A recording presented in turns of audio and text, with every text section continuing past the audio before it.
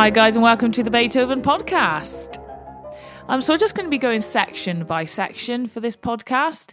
But just a little bit of background first of all. So Beethoven was a classical composer, but he was towards the end of the classical era. He was after composers like Mozart, and he was trained by a composer called Haydn. And he was really the composer that pioneered and pushed towards the Romantic era. Some bits of his music are classical sounding, so quite formal and structured, well balanced and phrased and pretty. And some elements are more romantic, where it's a bit more passionate, emotional, you've got more dissonance in there. And music like this would have been quite shocking to listeners of the day. This piece was around about 1810 in terms of dates. So this piece was composed for solo piano, and the pianoforte was the new kind of invention of the piano at that time. A little bit smaller than our grand pianos of today, but Beethoven would have really gone to town with dynamics and use of the sustain pedal and the wider tessitura as well. And he really made the most of the entire instrument to express what he wanted to in his music. So let's start with having a look at the first section. So obviously this piece is in sonata form, but Beethoven did some of his own things in sonata form, and one of those things is having such a long introduction, a bit unusual.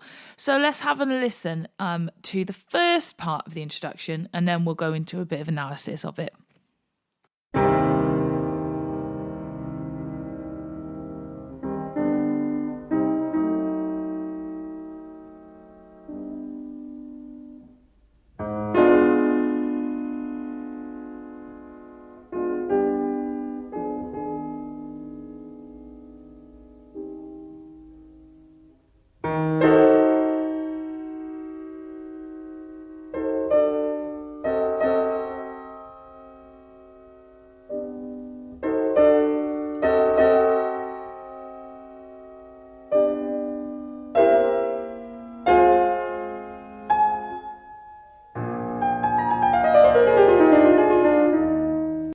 Okay, so let's start with the tempo. So the tempo is grave tempo, which means very slow, and it helps to really bring out the expressive emotions of this piece.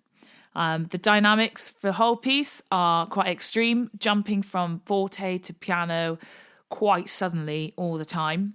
The key in this section is C minor. This is the tonic key of the whole piece. C minor has 3 flats and is the relative minor of E flat major, which we may see a bit later on in the piece. This section is in common time, meaning there's 4 crotchet beats in a bar. And the texture is very homophonic. Homophonic is kind of chordal with a melody on top. And this whole piece is homophonic. There's just a tiny little bit of monophonic later on. So the piece starts with very thick, dense chords, and these chords are made up of chromatic notes as well, so some notes outside of the key. This is quite a romantic new thing to do. Some of these chords are what's called diminished seventh chords. Again, this would have been quite dissonant to the listeners of the time.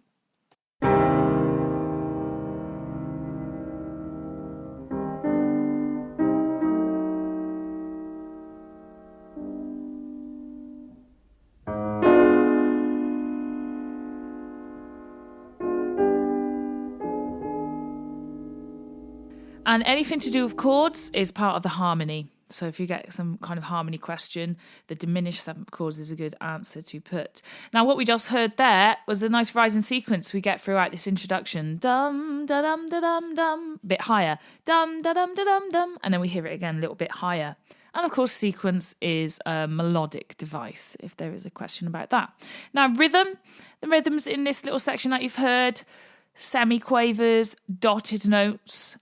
That's pretty much what's happening here. And right at the end, there was that very virtuosic, the whole piece is quite virtuosic, but very virtuosic flourish and scalic run coming down for the second half of the introduction.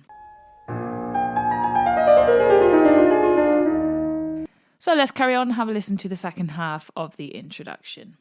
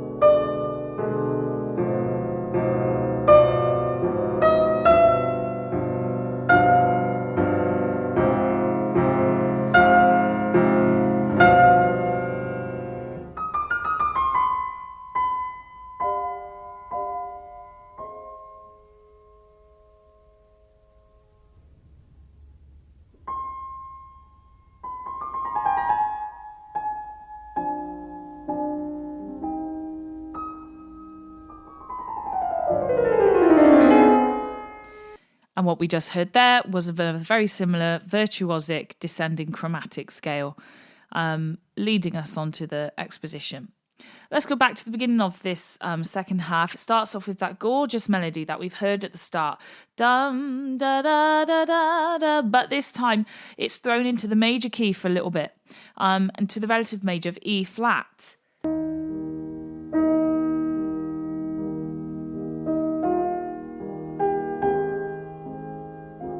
And soon after, we've got the key of C minor, pulling it back. I've said before, this piece is kind of like an internal battle in the mind where positivity keeps being dragged down by the negative.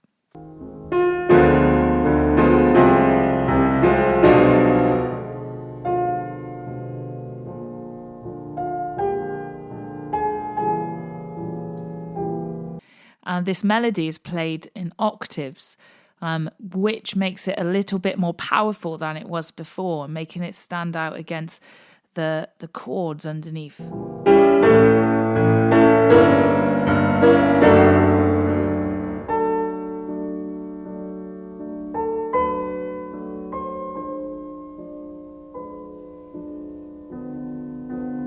So that sequence keeps rising and rising, building tension. And what else helps build tension is now the phrases are getting shorter. So there's some rests in between, helping to build the intensity.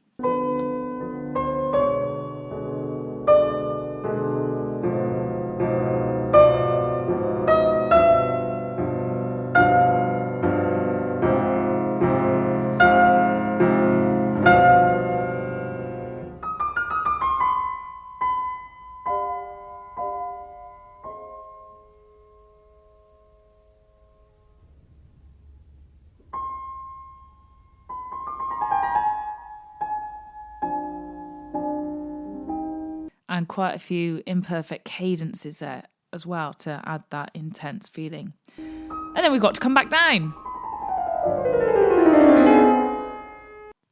Another imperfect cadence and a pause, which leads us on to the next section, which is called the exposition. The exposition is where his ideas are exposed.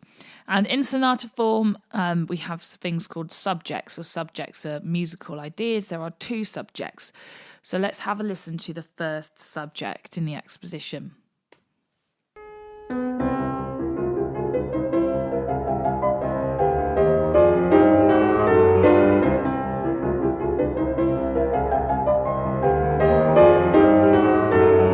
So there it was. Let's talk about the two hands. So the left hand is playing a tremolo octave bass, which is also creating a pedal note on the tonic. And the right hand is a rising sequence, crotchet, staccato, chromatic notes. There's also a nice crescendo through this subject as well, before it falls back down with minims. The key of this section is C minor, so we're in the tonic. It is very fast with vigour. And it's quite a balanced phrase. Da da da da da da da da da da da da da dum dum dum dum dum dum dum dum. So quite measured, balanced phrases, which is quite classical in feeling. So then what we have is a transition section taking us from the first subject to the second subject. And Beethoven plays around with the first subject here. We've got that rising sequence popping up. We've got the tremolo left hand. And we've got some tumbling broken chords at times as well.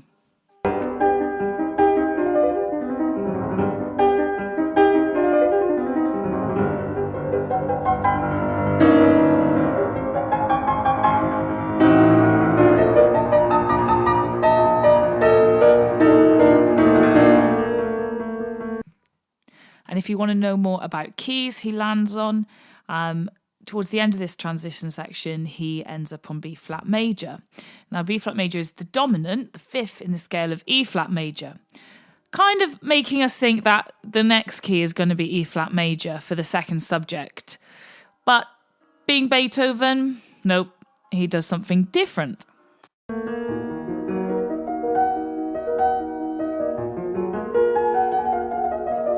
So as we can hear, this is not major, this is minor. And he's actually gone to E flat minor. So this is a bit of an unexpected key. It's not related to C minor. So let's have a listen. This is a second subject.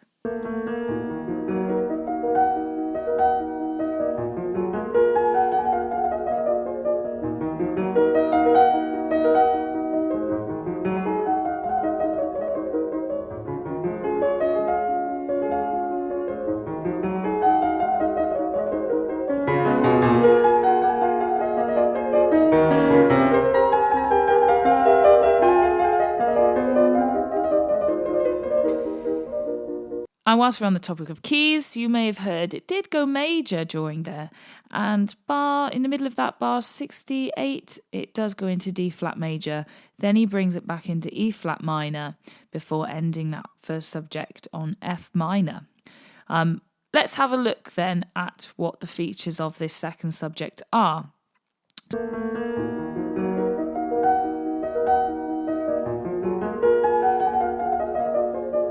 So key features of the piano writing is that it's cross hands, so it's quite a virtuosic technique.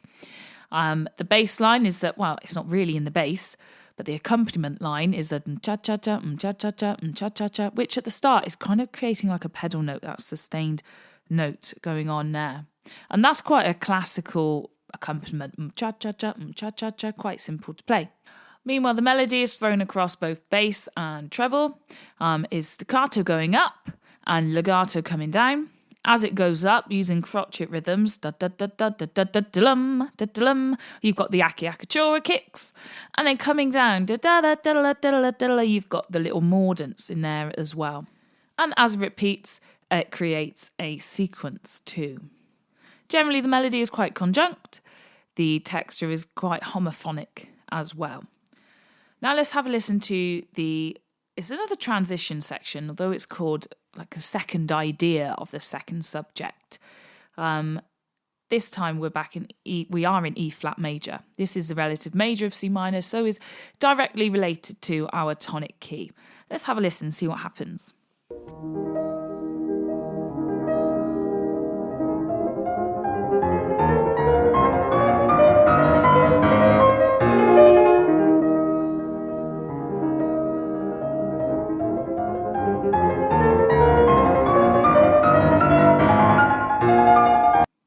So it starts off with a really lush quaver, kind of broken chord pattern.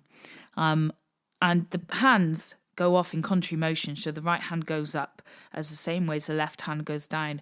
And what happens is the pitch widens, the tessiture is getting wider. It's using the full length of the piano.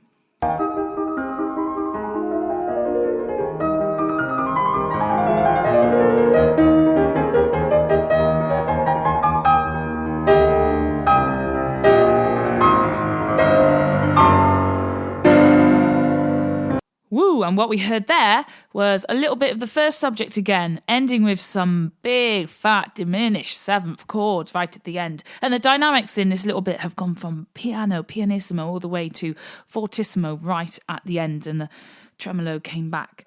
So all these ideas are being reused. Right, next section is the development. And just before the development starts, we have a tiny little bit of the introduction come back, which is quite unusual.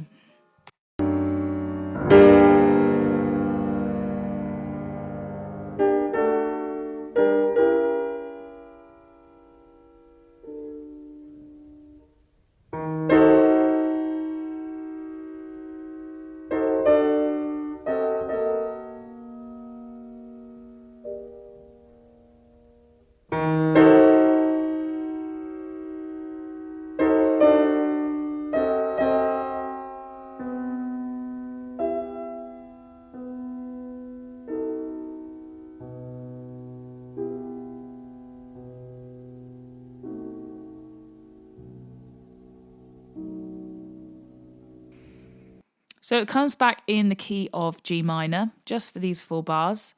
The dynamics are like the beginning, quite extreme and changing. It's very slow. We've got the grave tempo back, and the chromatic chords are in there as well. Again, bringing that kind of feeling that we had from the beginning, that is kind of innermost suppressed feelings of negativity coming back before he fires off again with the first subject in the development. So the development starts in E minor. And I didn't say about the first subject in the exposition, but same here as well. The time is 2/4 for the first subject, and the exposition development is simple duple time. It would be too fast to count it as 4 crotchets per bar. So you count it as 2 minims per bar. 1, 2, 1, 2, 1, 2, 1, 2. It's just too fast to do 1, 2, 3, 4, 1, 2, 3, 4, 1, 2, 3, 4. It's too fast. Let's have a listen then to the development. Now the development, only develops the first subject.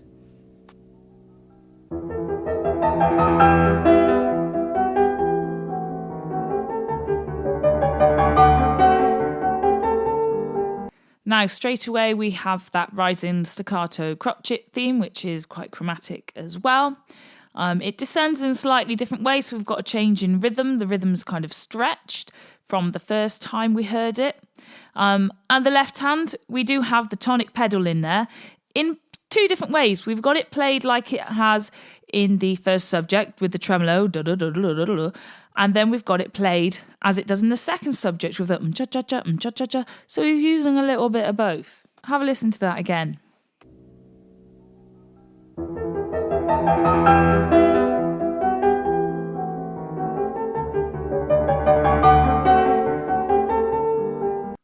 Then if you have a listen to what happens next, the hand switch rolls.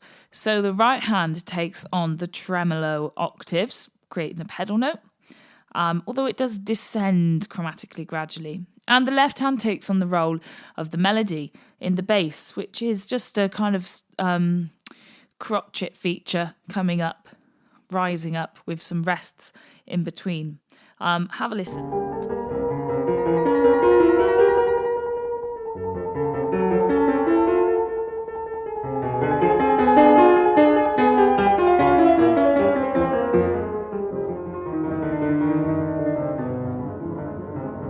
Now what's happened here, both hands have ended up really low in the bass, murmuring down in the bass. So the right hand's come all the way down. Fragments of the first subject kind of popped through there. And then what's going to happen, because they're both really low, well, someone needs to go up. So the right hand rises up through the tessiture, through the range of the piano. We've got a little bit of the first subject again. Very wide tessitura with a little trill as well. And then, of course, when you've got to go up, you've got to come down.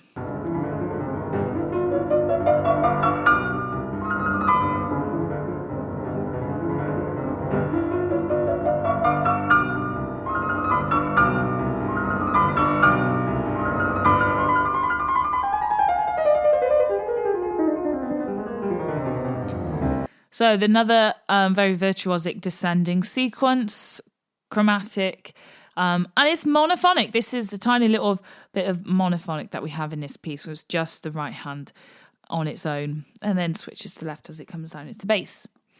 Kind of like a little cadenza. So cadenza is a showy off ending in the classical era. Right, so then gradually this takes us back to the tonic of C minor, ready for our next section, which is the recapitulation.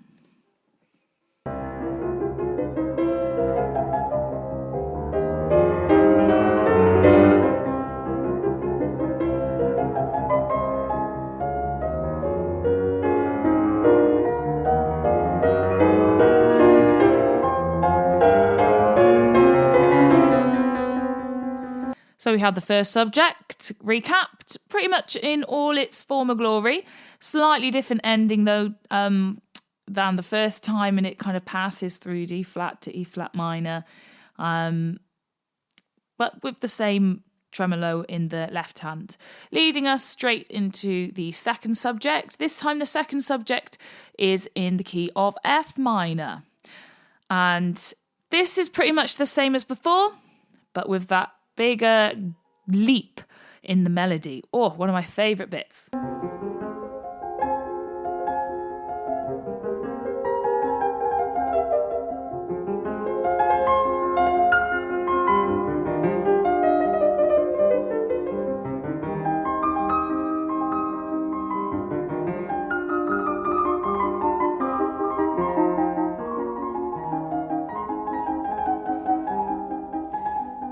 Lovely, lovely. And then we've got the same kind of closing material as before with the second idea of the second subject, which is kind of the murmuring quavers, playing quite chromatically, which then gradually takes us into the final section, which is the coda.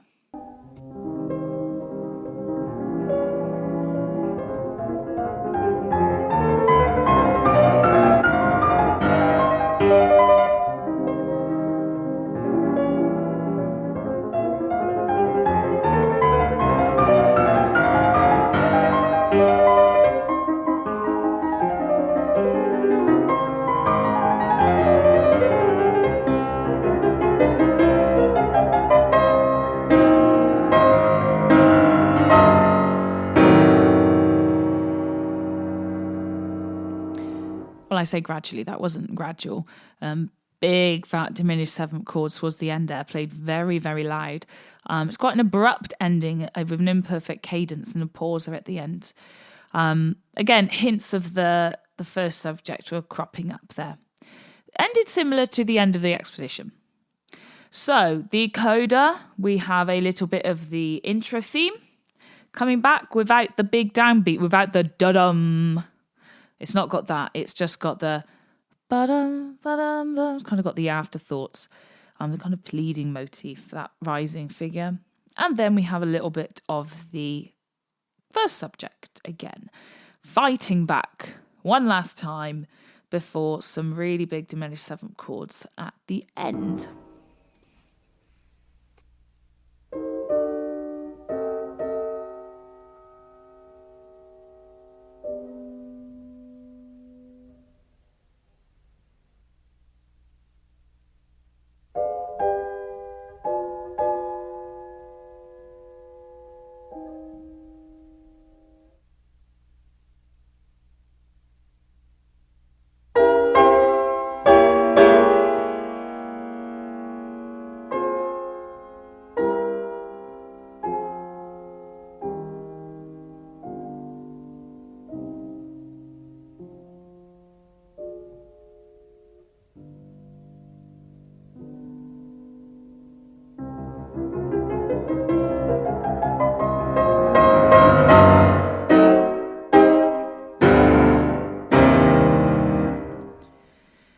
And also in true Beethoven fashion, the dynamics at the end just go all over the place. Big crescendo at the end as well. Right, that is it, folks. Apologies if I've missed anything.